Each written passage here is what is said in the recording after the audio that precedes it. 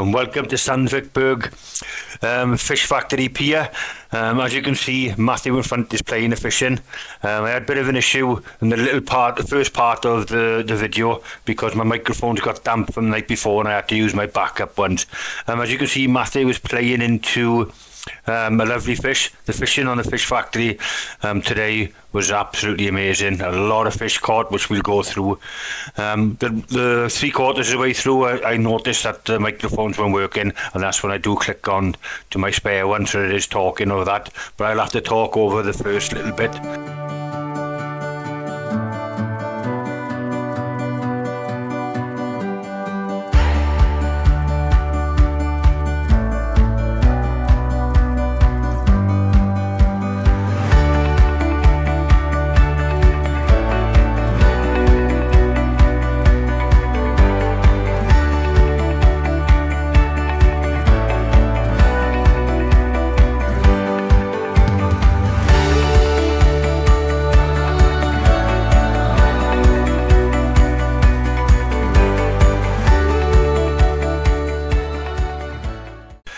We're just talking about the year, if you can see it. Matthew brought a cold fish over and we were laughing. First of all, we thought the bigger fish had it, but when you looked at it closely, I hope it comes up in here, it's just covered in little bite marks all over it. So it looks like as a cold fish were just having a go of it when it was coming in. You certainly don't want to be any sort of a small fish out in Norway, but it was quite comical. We thought the bigger fish had it, but on close inspection, they were just all little bites all over it. Yeah, well funny, but yeah, you can see Matthew pops it back now and he let it swim for another day. He probably got eaten actually. What I'll do is now I'll quickly take you through the fish factory at Sandvikberg. The fish factory always wasn't here. When I first came up here, and I think it was about 2008 when we first came up here with Phil, it was just a wooden jetty here. And it was alright. We had a couple of small halibut off it, but it wasn't the best. Obviously Sandvikberg, we used to fish the actual pier. And then it must have been, oh God, 2020. There was a really windy day and we couldn't find anywhere to go, so I thought, we'll go over to the wooden jetty. And when we got here, obviously they had built this new fish factory, but it's not actually, it's adjacent to the fish factory. But what they do in here on this jetty is when the boat come in, they get the nets off and they wash them and clean them. And I think that's why a lot of the bait fish are in here, because all the stuff drops off in the net and gets washed in. And then obviously if there's bait fish here, there's going to be halibut and big cod in that. It's a nice easy jetty to fish. The only thing is we do have issues. When we got here today, as you can see, we were fishing on it. When I got here, I got a good rapport with the owner. I came down, spoke with him, gave him a bottle of red wine and said, is it right if we can fish the jetty?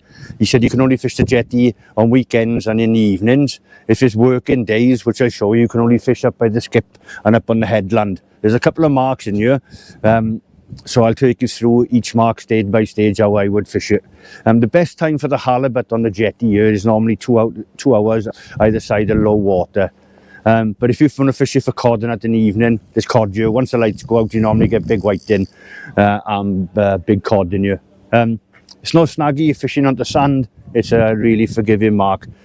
The hotspot for the halibut is, as you can see where I got the buoy set up, is the left-hand corner, and over by the main spot where we get all the halibuts is over by the bins, which I'll take you through now, and I'll show you how to cast that. So cross fingers, now we've got all the boys here. We can get some halibut for them today. I don't know, it's producing some big whiting and that, so cross fingers, we can get into some real lunkers today. Right, it's a bit windy out there at the moment, but I'll try and talk you through the headland now and the bins. I'll try and stand up to the way. So when you come here, obviously you can fish the jetty like we spoke about on weekends, but and on evenings we can't fish it in here, and you can't bring your car in here. You have to park your car out on the gravel out there because the owner doesn't like it at all, because it's just for insurance purposes. So as you can see now, it'll be you are right, my left. I got the buoy set up here now. You've got the skips. That's the hotspot for the halibut, because you fish it into a nice deep gully, and what the halibut comes through there, and as they're going to go up into the deeper water, it's like an ambush point for them, and that's where we've had all our good fish. So I normally tend to put the buoys there, or as you can see here, hug them to the left-hand corner, so you're all trying to intercept the halibut as they come in here. If you can see further up, then you've got a headland. Obviously, I'll put the Google Earth photograph on it, and I'll circle all the areas to fish and where not to fish. On the headland, it can be, as you can see now, it's unfishable at the moment with the wind, but on there the headland sticks out. On the left hand side there, I never put people on the left hand side there because it's a reef. If you want to go and catch wrasse and stuff, it can be a bit lumpy, but the wrasse nut and ballons and cuckoos can be a bit of a pain. In the middle of it, you're just coming off the reef, you can pick up plaice, dab, but you normally get really small fish there. And then on the right hand side is where I put the guests when they go up there. You can catch wolffish there, halibut, cod and that, so that's the hot spot in there. And then you're casting out into the similar gully which you're fishing into here. I never try and put people on the left hand side of it because there's loads of wrasse and stuff there. But if you're a species hunter, you can get all sorts there. You can get scorpion fish and that, but I tend not to do it in here. But yeah, that's the lowdown of the pier fishing. Oh, one thing as well is lure fishing off here is brilliant. Straight down the bottom, we've had redfish, not big redfish, but we've had redfish. Catch all different mini species here if you come down here in the summer. Big pollock, big coalfish, just straight down underneath the pier. But yeah, cross fingers now. The wind today is really bad. We've got 40 to 45 miles an hour, as you can see, coming straight down the fjord, but we are sheltered here. We went to another mark last night, which was sheltered, but it was just blackmouth dogfish and small codlin and that. So I dropped the boys back onto here. I'm going to go and recce a couple of marks today now, and cross fingers. They look promising. It's just trying to get out this wind. We got 60 miles an hour gusts tomorrow, with rain. So that's not good for the boys, but they stuck out. We've had quite a few fish, as you've seen. But that's the lowdown how I would fish Sandvikberg Pier, and especially the fish factory. Cross fingers, if you come up here, you'll know what to do then, and you won't be fishing in spots where not to fish.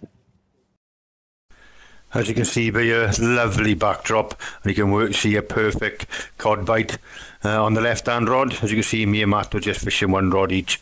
I was just taking my time, just chucked a big bait out, and you can see the slack line in, bending over, slack line in, perfect cod bite. And I let you enjoy the bite with a little bit of gentle music.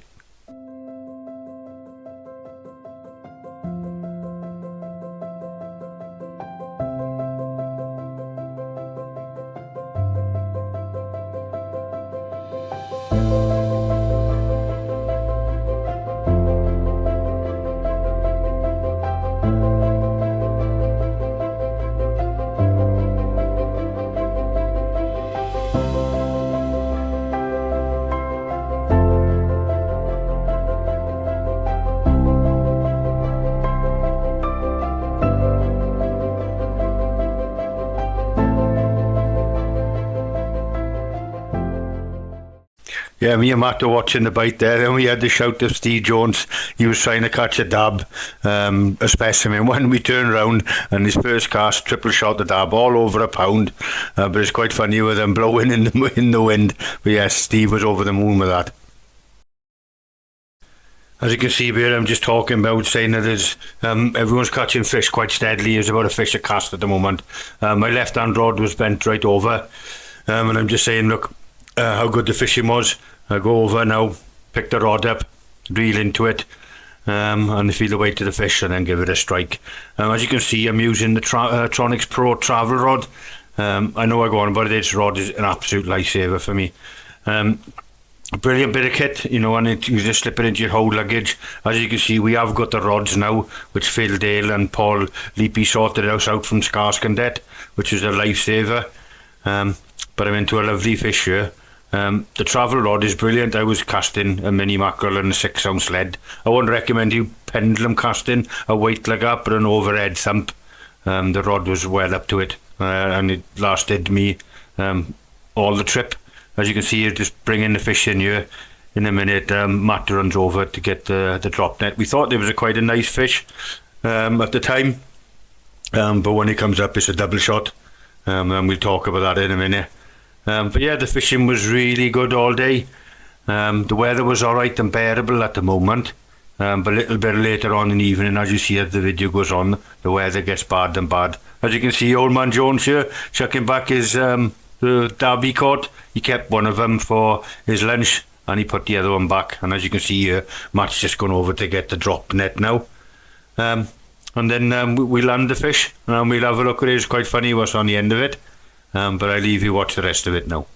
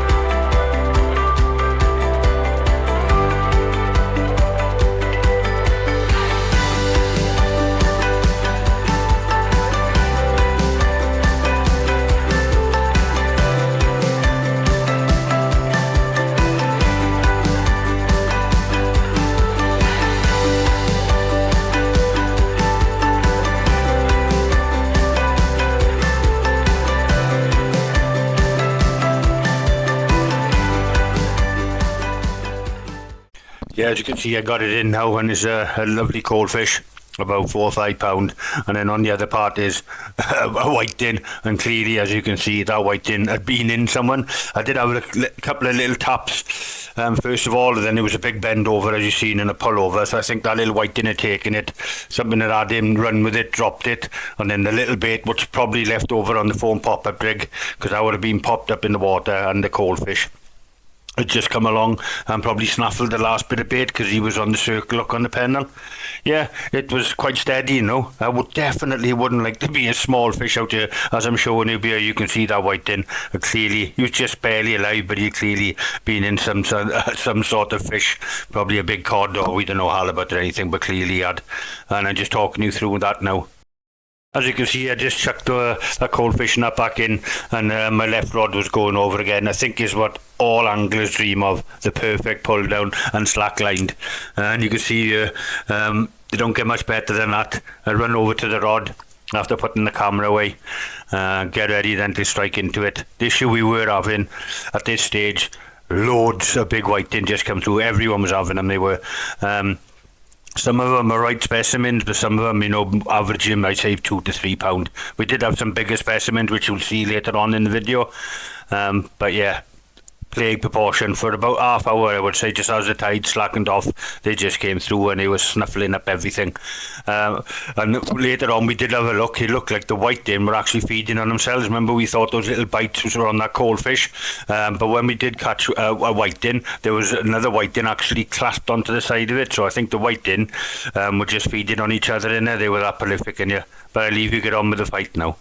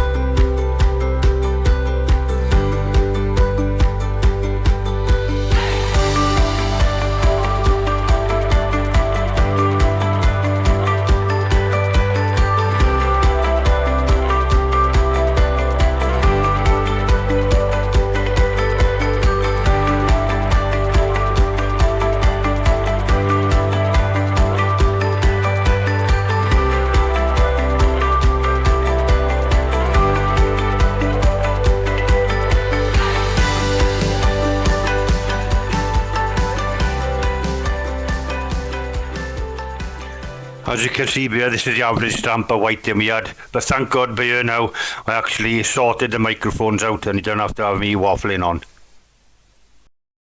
Yeah, the weather is proper coming at the moment, but as you can see, the fishing is outstanding. But the issue we're getting is pennel rig there with, I don't know, 2.5 pound whiting and about a 4 or 5 pound cod. There's a fish a chuck at the moment, but it's math is hundreds of whiting in here, isn't it? Yeah, like all specimen whiting, but it's not what we're after. And any sort of bait they can fit in their mouth, they're just hoovering them up in there. Yeah, as soon as they sit in the water, it's little nibblers and little... Yeah, straight away. There's a fish a chuck at the moment, but they're all cod to about 3 to 4 pound and jumbo size whiting. We haven't had a halibut yet. We've had one run and one. But yeah, the weather is just turned. As you can see up there, there's boats coming in and everything now. And it's coming right down the fjord. We've got a bit of shelter here. But we're going to fish it into darkness now, go back, have a bit of food, then come back out for the second session. And I'll probably jump into the other group if they're coming back out. They just moved now off the pier because they got blown off it because of the weather. And they're just fishing up on the dab mark to our right. And they're catching a lot of fish there. But yeah, the weather's proper coming now. But the fishing is good. It's hard to film because I try and keep the camera dry. But I'll keep you going if you have any big fish. Oh, I couldn't film the fight then. It's absolutely pouring down there. I've just come underneath the shelter here. Yeah, but look at that. It's a cracking cod, that is. We just weighed it, just over 10 pound. First double figure fish. It's nice to see, look at the condition on it. Right fat belly. Stunning condition fish. But yeah, that's the first one. Now we're just starting to lose the light, so cross fingers. It's the last about 45 minutes to get in the halibut. And then obviously the lights will go out. We're going to go and have a bit of food over slack water. And then we come back in and fish it for the evening. But yeah, it's fished really, really well today. Nothing massive, but the boys have been steady. You know, 3, 4 pound whiting. know, £3 to £5, £6 cod. We've had cold fish. It's been really good. And then we just had that one in. £10 cracking fish, really good condition fish. Look at the belly on it, eating really well, you know. But yeah, cracking. So we're going to keep going now, and then you probably see if you have anything big, I'll come back to you.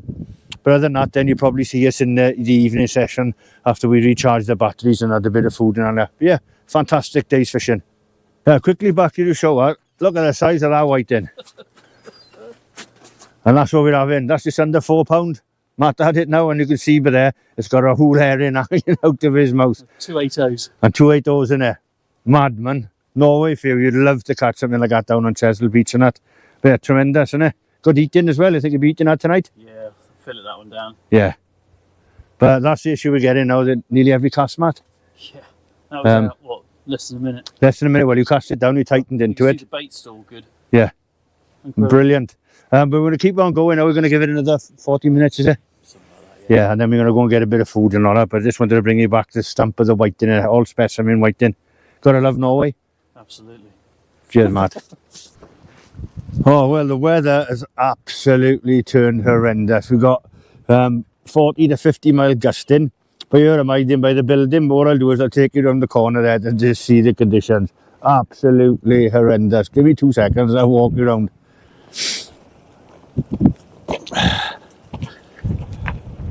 I hope it comes out on there. That is absolutely honking. Oh, you gotta love Norway. Absolutely horrific. But we a little bit sheltered behind you. But yeah, showing everything at us. The issue we got is, like we spoke about, it's just whiting and loads of small codling. But cross fingers now. We haven't had no halibuts yet, but we keep on going. But that is absolutely horrendous. Tomorrow it's gusting up to 60, 70 miles an hour. So I've got a few marks where we can fish, but my issue is getting to those marks. So we'll have a look tomorrow. We might have to have a day in the chalet and I can go through rigs and that and baiting up. But yeah, honking out here at the moment.